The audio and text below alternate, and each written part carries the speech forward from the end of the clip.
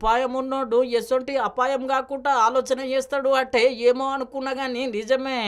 అవు మొన్నటిదాకా ఇంటర్ పరీక్షలు నడిచినాయి కదా, గా పరీక్షలల్లా ఏం చేయాలనో సమజ్గాక మొత్తం మీద అయితే గీ జవాబు రాసిండు.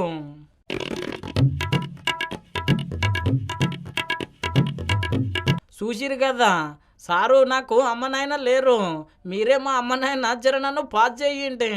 నేను చదువుకున్న ఈ పరీక్షలు రాలేవు, దేవుడు ఉన్నాడని నమ్ముతున్నా, మీరే నా దేవుడు, ఎట్లయినా పాస్ చేయాలని చెప్పి గిట్ల రాసిండు పరీక్షా పత్రంలా.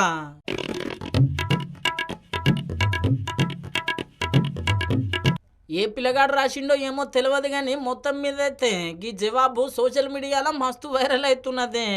అరే సప్పుడుగా చదువుకొని వస్తే గీ తిప్పలు ఎందుకు ఉంటుంది, అయినా గిదెక్కడి బతిమలాడురా నాయన. నిజంగా ఆ సార్కు రూల్స్ లేకపోతే మనోడు రాసిన కథకు పాస్ చేసినా పాస్ చేస్తుండొచ్చు, గా లెక్కన బతిమలాడిండు మళ్ళా.